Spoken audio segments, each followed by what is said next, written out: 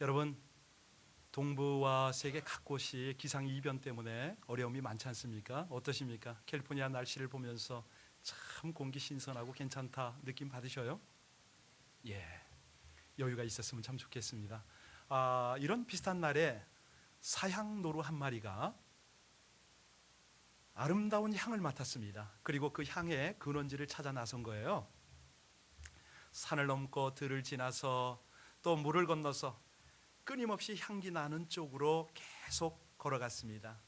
그런데 나름 자기가 생각하기에 와, 이거 세상 경계다 라는 곳까지 갔더니 진원지가 나타나질 않는 거예요. 계속 코끝에 향은 나타나는데 간질거릴 정도로 향은 풍겨오는데 모르겠습니다. 결국은 주변에 살펴보다가 제일 높은 산꼭대기까지 올라갔죠.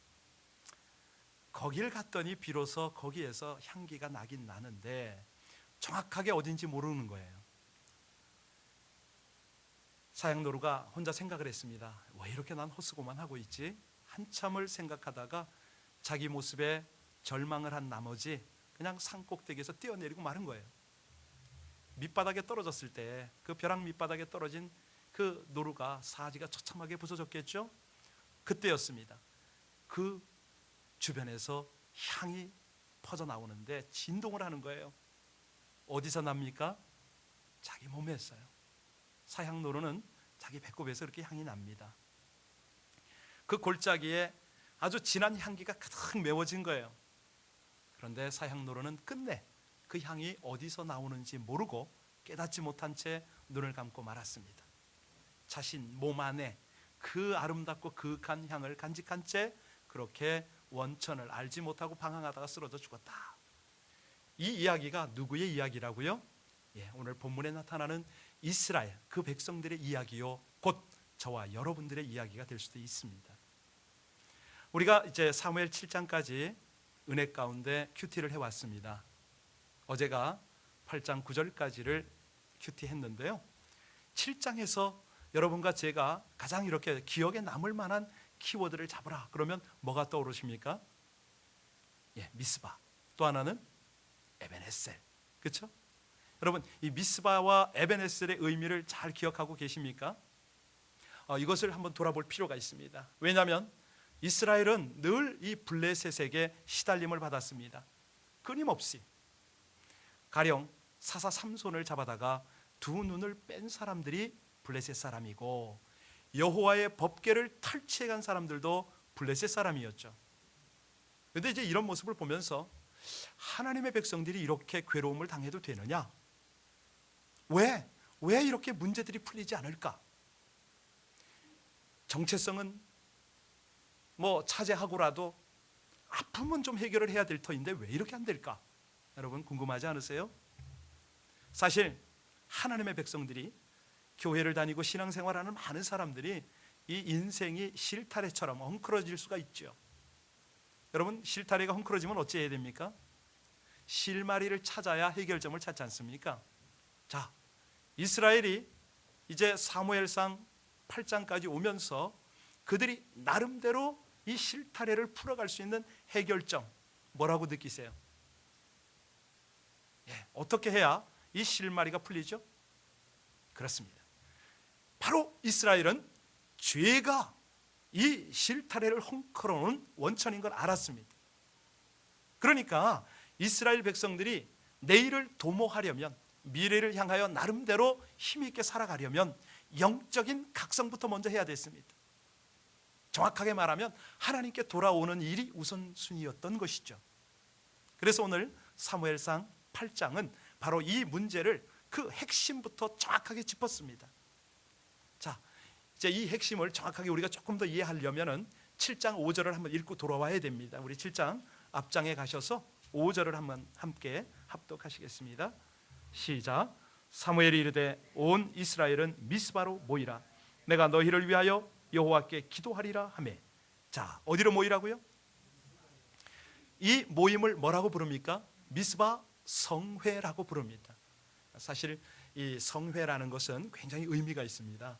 우리가 예배로 모일 때마다 성회가 되기를 주님의 이름으로 축복합니다. 거룩한 모임이죠. 많은 사람은 미스바의 모임을 축복 성회다 뭐 이렇게 볼 수 있지만 아닙니다. 정확하게 이 미스바 성회는 하나님께서 어떻게 받으시냐면 민족의 죄를 통회하고 자복하는 회개의 성회였다 이렇게 보고 계십니다. 그랬더니 미스바의 성회를 했더니 어떤 축복이 주어졌다고요? 에벤 에셀의 복이 주어졌다 이 말입니다. 자, 에벤 에셀 무슨 뜻입니까? 네, 좋습니다. 에벤 에셀, 도움의 도를 세워서 하나님께서 여기까지 도우셨다, 우리를 이기게 하셨다, 뭐 이런 고백 아니겠습니까? 자, 다시 말씀드립니다. 미스바가 뭘 가져옵니까? 에벤 에셀을 가져온다. 그렇습니다. 우리가 우리 죄를 발견하고 통회 자복을 하면 하나님의 도움을 얻게 된다. 이것이 성경의 승리 원리입니다. 자, 우리가 세상 살아가면서 또 많은 사람들 중에서 승리하기 위해서는 일반인을 쫓아가서는 그것은 방법이 아니다 이 말인데요. 여러분, 안전하기 위해서는 어디에 처해야 된다고요? 위험에 우리가 처할 줄 알아야 된다는 것이죠. 아까 우리 성가대가 찬양을 하는데 절망을 버리면 희망이. 그렇습니다. 바로 그런 원리입니다. 생명을 얻기 위해서는 생명을 잃을 줄 알아야 된다는 것이죠. 왜냐하면 생명이 보존되기 위해서는 위협을 받기 때문에 그렇습니다. 여러분, 위로 올라가기 위해서는 어찌 해야 됩니까? 바닥을 키워야죠. 먼저 아래부터 가야 비로소 위를 향할 수가 있지 않습니까? 사실 우리가 이민 생활을 오늘 아침에도 어떤 분이 오셨어요. 상담을 하러 오셨답니다. 일부 예배 마치고 저하고 잠깐 얘기를 했는데 몇 년, 이게 얼마나 되셨습니까? 그랬더니 24년 사셨답니다. 그런데 얼굴이 많이 지쳐 보이세요. 여러분, 이민 생활 하다 보면 얼마나 유혹이 많습니까? 얼마나 아픔이 있습니까? 마구 찔러대는 사람들이 한둘이 아니지요. 자, 여러분, 그럴 때는 어떻게 반응해야 됩니까? 다듬어지면 되죠. 내가 다듬어지면 되죠. 내가 둥글둥글해지면 되지 않습니까? 내가 그냥 그 아픔 속에서 내가 그것들을 받아내면 되는 거예요. 왜냐하면 내가 내려가기를 거절할 때 그때부터는 이미 그때부터는 내가 바닥에 자꾸 밟히는 거예요. 올라가지를 못합니다. 자, 우리 하나님의 백성들의 특징이 뭐냐면요, 머물러서는 안 되는 자리가 있습니다. 해서는 안 되는 일이 있고요. 우리가 꿈꾸어서는 안 되는 그런 어떤 삶의 목표가 있습니다. 왜냐하면 하나님의 백성은 달라야 되니까요. 돈을 벌어도 하나님의 백성답게 버시기를 주님의 이름으로 축복합니다. 출세를 해도 그렇습니다. 하나님의 백성의 그 다른 모습이 있어야 된다는 것이죠. 명예를 얻어도요, 백성다운 다름이 있어야 합니다. 여러분, 낙타를 딱 한번 떠올려 보세요. 어디가 생각납니까? 그렇죠. 사막. 낙타가 사막에서 견디기 위해서는 뭐가 필요합니까? 긴 눈썹이 필요합니다. 속눈썹. 모래바람을 막아내야 되니까. 그리고 등에는 혹이 필요합니다. 멋있으라고 혹이 아니고요. 물혹이 필요합니다. 발굽도 다른 짐승과는 발굽이 좀 넓어야 되겠죠. 모래바닥에 안 빠져야 되니까. 만약에 이 낙타가 사막에 있는 것이 아니라 동물원에 있다, 어떤 느낌이 드세요? 그 아름다움과 품위와 이 멋있는 모습은 더 이상 없겠죠. 여러분, 하나님의 사람들이 세상에 살 때 이런 멋진 영적 야성을 가지시길 주의 이름으로 축복합니다. 하나님의 백성 다 와야 되죠. 그래야 멋있죠. 아름답죠. 자, 오늘 우리가 이 하나님의 통치를 거부하는 모습을 본문을 통해서 읽었습니다. 자, 어떻게 하나님을 거부했느냐? 이스라엘 백성들이 이 하나님의 마음을 몰라줍니다.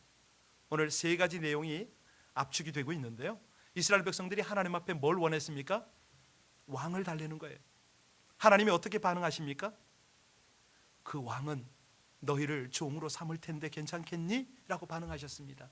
그랬더니 백성의 요구는요, 그래도 왕을 주소서. 이것이 오늘 전체 내용입니다. 첫 번째 보겠습니다. 왕을 주소서. 여러분, 5절을 가서 보시면요, 우리가 방금 전에 읽었던 7장 5절도 그렇지만 이 5절을 가만히 보시면은 완전 사무엘상이 역사의 전환점이 되고 있는 걸 보십니다. 우리가 두 주에 걸쳐서 제가 신정시대에서 왕정 시대로 넘어가는 결정적 전환점입니다라고 설명을 드렸는데요. 이 8장이 완벽한 전환점입니다. 여러분, 신정 체제는 누가 다스립니까? 그렇습니다. 왕정 체제는요? 예, 인간이 왕으로서 다스리는 체제입니다. 여러분, 오늘 8장을 가만히 보셔요. 여기 왕이라는 단어가 무려 몇 번이 나옵니까? 5절, 6절, 7절, 9절, 10절, 11절, 18절, 20절, 22절. 오늘 본문의 모티브는 바로 왕이라는 사실을 우리가 빼놓을 수가 없습니다. 여러분, 왕이란 어떤 위치입니까? 다스리는 자. 자, 오늘 본문의 성도들에게 하나님께 다스림을 받을 것이냐, 아니면 사람에게 다스림을 받을 것이냐, 이 질문을 계속하고 있는 것이죠. 이스라엘은요, 지금 하나님의 다스림을 받기보다는 차라리 사람의 다스림을 받겠다. 보이지 않는 하나님보다는 그래도 보이는 사람이, 왕이 훨씬 더 믿음직스럽고 마음이 든든하다, 이 말을 하고 있습니다. 모든 나라가 그렇다는 거죠. 열방이 그렇다는 것입니다. 한마디로 세상 방식으로 살 테니까 하나님 간섭 좀 하지 마세요, 뭐 이런 고백 아니겠습니까? 예. 그래서 그들에게 뭐라고 그러냐면, 예, 우리에게 왕을 세워서 다스리게 해달라고. 여러분, 어떤 느낌이 드세요? 하나님의 백성이라면 뭘 부러워해야 됩니까? 부러워할 것을 부러워해야지. 여기 세상을 부러워서 어찌 살겠느냐 이겁니다. 하나님의 사람들이 고작 끝이 뻔하게 보이는 그런 세상 것들을 부러워하다니. 여러분, 우리 7장 13절 한 번 더 읽고 돌아올까요? 우리 7장 13절 같이 읽겠습니다. 자, 시작. 사람들이 굴복. 여호와의 손이 사무엘이 사는 날 동안에 블레셋 사람들을 막으심에. 자, 블레셋을 누가 막았다고요? 예, 하나님의 무엇이 막아줬다고요? 그렇습니다. 이 이스라엘 에그론에서부터 가드까지 실제로 회복을 했죠. 그리고 그 땅에서 평화를 누렸습니다. 자, 그럼에도 불구하고, 하나님을 경험했음에도 불구하고, 하나님의 손이 거기에 역사되었는데도 불구하고 왕의 제도를 요구하고 있으니, 여러분이 하나님이시라면 여러분의 마음은 어떠시겠습니까? 우리 17절 같이 읽겠습니다. 8장 17절 다 같이 봉독합니다. 시작. 10분의 1을 거두어 가리니 너희가 그의 무엇이 된다고요? 예, 왕정 체계가 되면 백성들은 왕의 종이 된다고 말씀하셨습니다. 왜냐하면 왕은 점차 권력을 확대합니다. 그 권력을 독점하지요. 힘을 잃은 백성들은 어찌 됩니까? 당연히 종살이를 합니다. 여러분, 이 성경을 보면서 어떤 느낌이 드세요? 자, 이때는 수천 년 전 아닙니까? 왕정 체계가 시작되는 그때에 이 전제 군주 제도에 대한 모순을 아주 날카롭게 지적한 이 성경의 통찰력, 하나님이니까 이렇게 다 읽겠죠, 그렇죠? 여러분, 이 사무엘 8장을 가만히 보시면요, 왕의 행동을 동사 한마디로 표현을 정리를 하고 있습니다. 그것이 뭐냐면 취한다. 예, 8장에는요 취한다, 그러니까 가져간다, 뺏어간다, 이런 말이죠. 6번 반복이 되는 거 아시죠? 11절 눈으로 한번 보세요. 자, 11절에 보면 무엇을 취해갑니까? 아들들을 취해가죠. 자, 13절에 보면 뭘 취해간다고요? 딸들이군요. 14절에는요, 네, 밭과 포도원과 감람원의 제일 좋은 것을 취하고, 15절에는요 11조를 취하고, 16절에는요 그렇죠, 소년과 나귀들을 취하고, 또 17절에는요 양떼의 10분의 1을 취합니다. 한마디로 이 전제 군주인 왕은 백성들의 것을 수탈해 간다는 것입니다. 여러분, 왜 하나님께서 이런 표현을 우리가 읽도록 한 번쯤 묵상하도록 말씀하셨을까요? 하나님하고 대비가 되는 거 아닙니까? 그러면 우리 하나님은 취하십니까, 주십니까? 그렇지요. 하나님은 천지를 창조하시고 그것들을 아낌없이 사람에게 주셨습니다. 창세기 1장 29절에 보면 하나님이 가라사대 내가 온 지면에 씨 맺는 채소 또 씨 가진 열매 맺는 모든 나무를 너희에게 주노니 너희의 무엇이 되리라? 식물이 되리라. 그뿐 아닙니다. 아담에게 후손을 주시지 않습니까? 창세기 4장 25절에 보면 아담이 다시 아내와 동침하매 그가 아들을 낳아 그 이름을 셋이라 하였으니 이는 하나님이 내게 가인에 죽인 아벨 대신에 다른 씨를 주셨다 함이며, 이렇게 여러분, 이 하나님께서 아낌없이 후손도 주시는데요, 가장 귀한 선물은 저와 여러분이 누구를 받았습니까? 그분의 아들을 받았습니다. 로마서 8장 32절에 자기 아들을 아끼지 아니하시고 모든 사람을 위하여 내어주신 이가 어찌 그 아들과 함께 모든 것을 우리에게 은사로 주지 아니하시겠느냐 라고 말씀합니다. 그런데 그 아들은 또 뭘 주세요? 대속물로 자기 목숨까지 아끼지 않고 주셨습니다. 그걸로도 부족해서 이 땅에 사시는 동안 그런 고백을 하시죠. 인자가 온 것은 섬김을 받으려 함이 아니라 도리어 섬기려 하고 자기 목숨을 많은 사람의 대속물로 주려 함이니라. 저와 여러분은 이 하나님의 모든 것을 받았음을 믿음으로 고백드리고 하나님을 영화롭게 하기를 주의 이름으로 축복합니다. 여러분, 근데 오늘 본문을 보시면서 뭘 느끼세요? 그럼에도 인간들이, 아니 모든 것을 아낌없이 주시는 그 하나님을 어찌 대합니까? 배척을 하고 있지 않습니까? 오히려 자신의 것을 그렇게 취해가는 왕을 세워달라고 지금 그 하나님의 마음을 괴롭히고 있습니다. 여러분, 이 삐뚤어지고 삐딱한 인간의 심성, 이걸 어떻게 설명해야 되겠습니까? 오늘 19절을 다시 한번 보실까요? 19절을 보시면요, 그래도 왕을 달랍니다. 같이 읽습니다. 시작. 백성이 사무엘의 말 듣기를 거절하여 이르되 아니로소이다, 우리 왕이. 여러분, 아니 19절하고 20절을 연결해서 두 절에 보면요, 19절에 우리라는 말이 많이 나왔는데 20절에도 제법 나와요. 두 절 사이에 우리라는 말이 몇 번이나 반복되는지 아세요? 7번이나 반복이 되고 있습니다. 우리라는 말, 어떤 의미입니까? 인간 중심이거든요. 자기 중심의 표현이거든요. 여러분, 우리는 하나님 중심이 되어야 할 줄로 믿습니다. 예수 그리스도 중심이 되어야 할 줄로 믿습니다. 예배 중심이 되어야 할 줄로 믿습니다.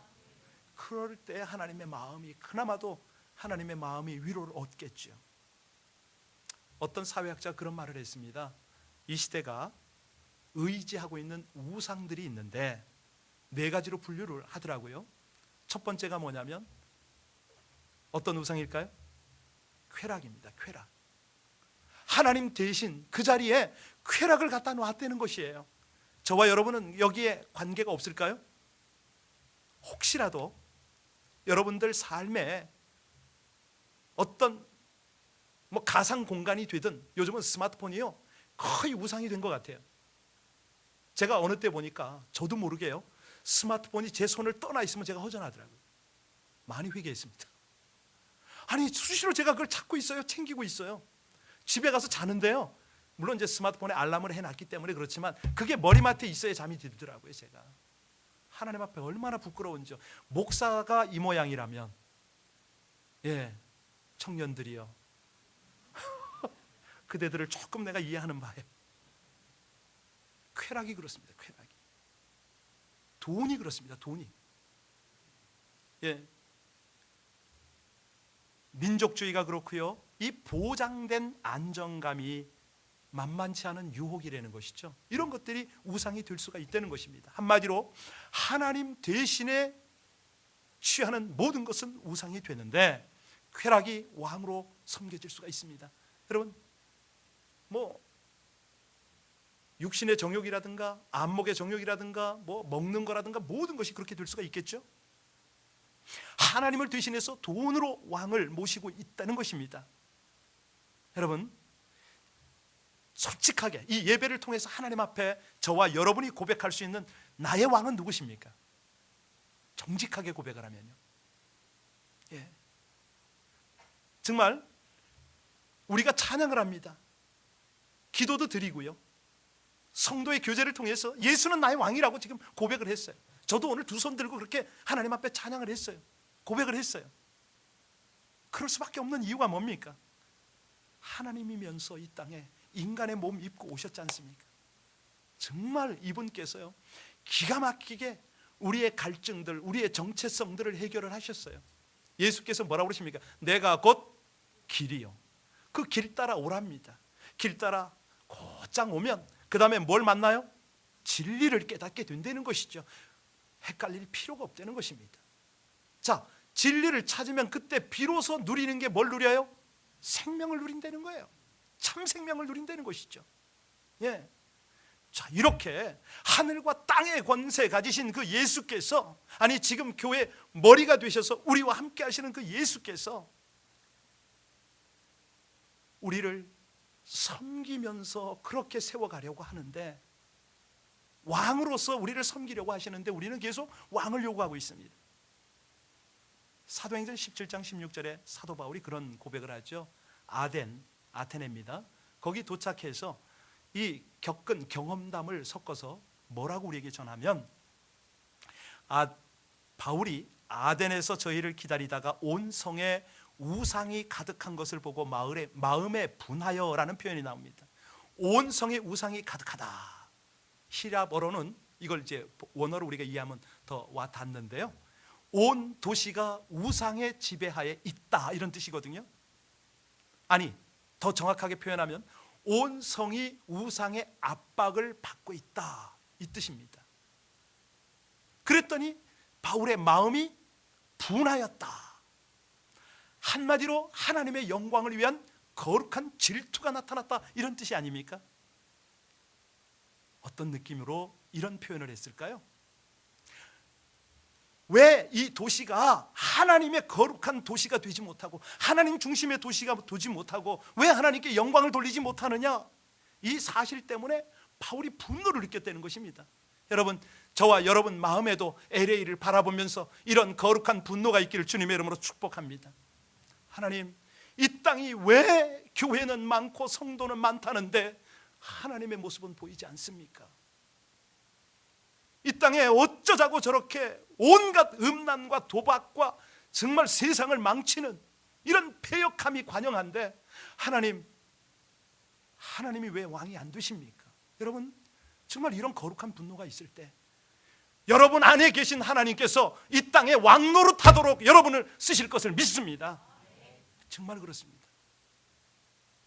하나님이요, 최소한 당신이 우리의 왕 되는 것보다는 여러분을 왕으로 삼으셔서 이 땅 가운데 하나님 나라를 펼치기를 간절히 소원하고 계심을 믿으시길 주의 이름으로 축원합니다. 예, 여러분, 이 사실을 우리가 깨달으면 거룩한 분노는 당연하지요. 이것이 복음을 전하는 모든 하나님의 사람들의 동기가 되는 것이었습니다. 중국에서 한 선교사가 그런 간증을 했습니다. 이 선교사님은 원래 국가대표 탁구 선수였어요. 그 유남교 씨하고 복식으로 올림픽에서 금메달을 딴 그런 사람입니다. 근데 이분이 올림픽에서 금메달을 따고 나서 말씀을 묵상을 했습니다. 이사야서 6장 8절을 묵상하면서 내가 또 주의 목소리를 들은즉 이르시되 내가 누구를 위하여 누구를 보내며 누가 우리를 위하여 갈꼬. 이 말씀을 읽다가 가슴에 뻥 충격을 받은 거예요. 여러분은 어떤 느낌이 드세요? 다시 한번 읽겠습니다. 내가 또 주의 목소리를 들은즉 이르시되 내가 누구를 보내며 누가 우리를 위하여 갈꼬. 이 선교사님은 바로 이 구절을 읽다가 하나님의 탄식 소리가 들렸다는 거 아닙니까? 이 구절에서 하나님의 눈물이 보였다는 것입니다. 나는 하나님이 강한 하나님이고 하나님께 기도하면 나를 금메달 선수로 만드는 그런 하나님인 줄만 알았는데 하나님께서 눈물을 흘리고 계시는구나, 이 사실을 깨닫고 충격을 받은 겁니다. 그래서 어찌할 수가 없어서 대표팀에서 자원 은퇴하고 중국 선교사로 간 거예요. 여러분, 이런 분들이 어떤 열매를 맺겠습니까? 말할 필요가 없지요. 어느 정도 성과를 거둔 후에 다른 지역으로 옮길 때였습니다. 현지인들이 환송 예배를 드렸는데 그 예배 자리에서 선교사도 울고 현지인도 울었습니다. 현지인들이 나중에 안 거예요. 금메달 하나만 더 따도 연금이 얼마나 보장이 되고 그의 미래가 얼마나 활짝 열리는데 그 모든 걸 다 포기하고 자기들에게 와서 헌신해주고 죽도록 그렇게 섬겼으니 얼마나 고맙습니까? 그래서 우리가 당신에게 이 은혜를 갚을 길 없지만 기도하겠습니다 하고 환송을 하고 찬송을 하고 기도를 함께 드렸답니다. 그날 온통 극이 울음바다가 됐겠죠. 그런데 그 자리에서 딱 한 분만 웃었으니 그분이 누구라고요? 하나님이 웃으셨죠. 하나님이. 예. 거기에 하나님의 영광이 나타난 거 아닙니까? 여러분, 우리가 주 안에서 가장 연약할 때, 그때가 가장 강한 때임을 믿습니다.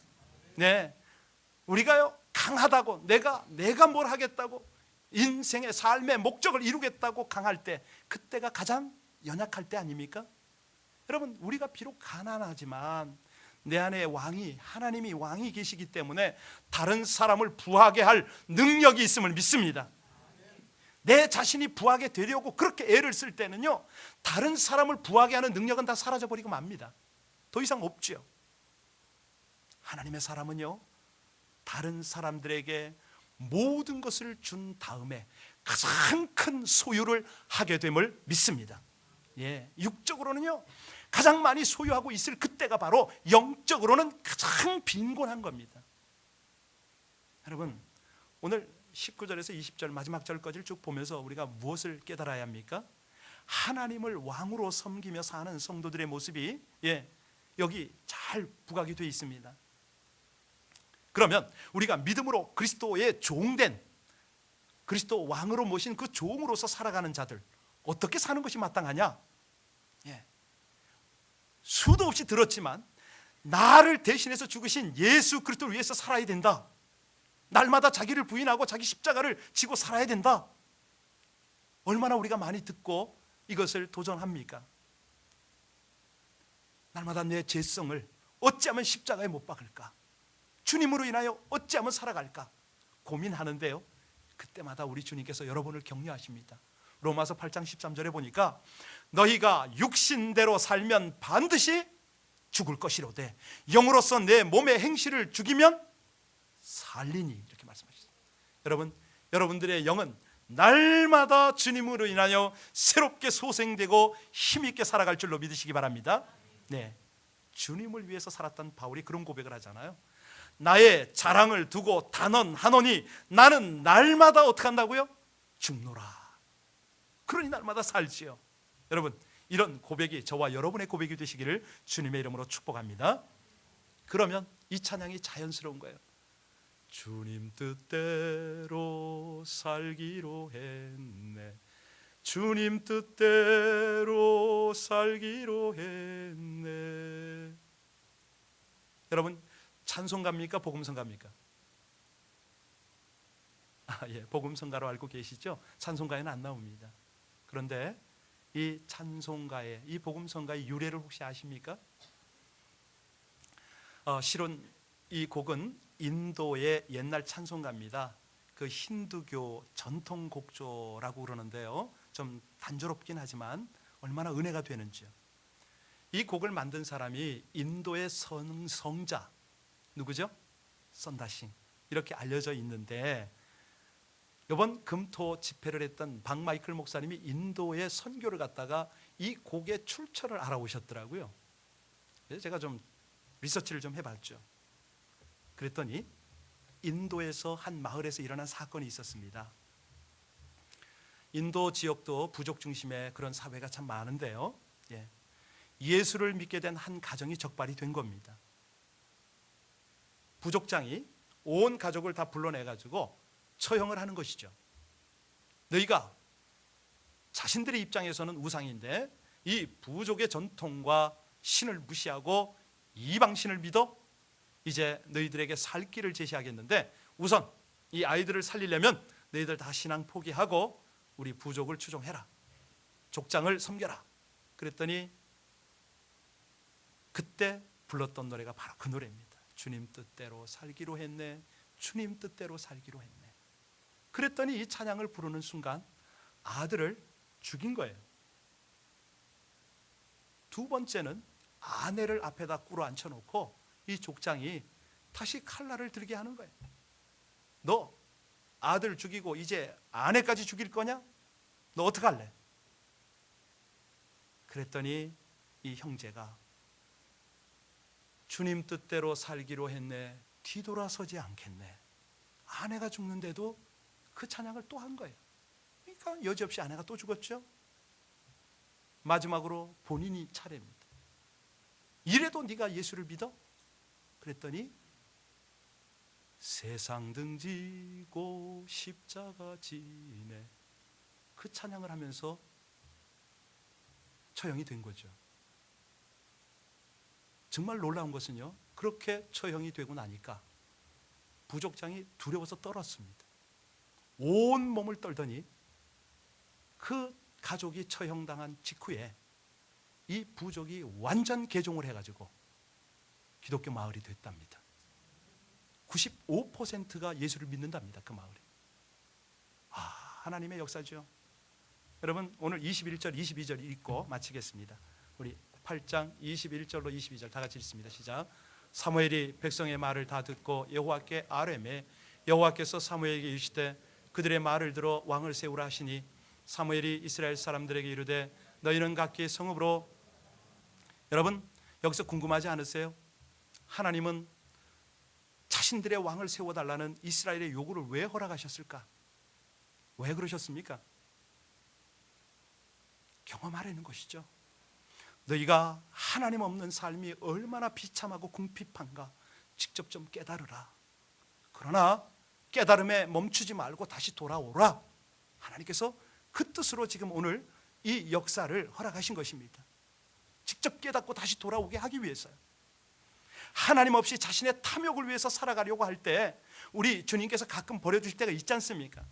여러분, 그때마다 비천함을 깨닫고 죄를 의식하고 회개로 돌아오는 저와 여러분들 되시기를 주의 이름으로 축원합니다. 자신이 가장 비천하다고 느껴졌을 때, 그때가 하나님이 우리를 높이는 때입니다. 내가 죄를 의식할 때, 그때는요 죄를 회개하는 때예요. 더 이상 죄가 없을 때입니다. 여러분, 저와 여러분이요 가장 아는 것이 없다고, 나는 왜 이렇게 어리석고 무식할까 라고 여길 때, 그때가 가장 하나님의 지혜로 충만한 때임을 믿습니다. 예. 여러분, 좀 그랬으면 좋겠어요.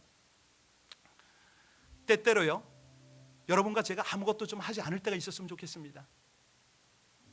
그때가 가장 많은 일을 할 때인 걸 경험했으면 참 좋겠어요. 주님과 함께 가만히 좀 있을 때가 있었으면 좋겠어요. 왜? 그때 주님과 함께 가장 멀리 나갈 수가 있습니다. 내가 낙담이 될 때, 슬픔 속에 빠져 있을 때요, 그때 주님을 왕으로 한번 인정해 보세요. 하나님이 주시는 기쁨이 인정되는 거 아세요? 저와 여러분들의 신분이 누굽니까? 여러분, 사향노루 이야기를 좀 했습니다. 우리 속에는요 말로 형언할 수 없는 하나님의 영광이 충만합니다. 우리가 그 본향을 향해서 지금 나가잖아요, 그렇죠? 예수 그리스도가 하나님이 여러분의 주인이고 왕이심을 인정하십니까? 믿으십니까? 그럼 오늘 찬양으로 고백 한번 할까요? 이대로 우리 삽시다. 자리에서 다 일어나서 우리 함께 찬양하겠습니다.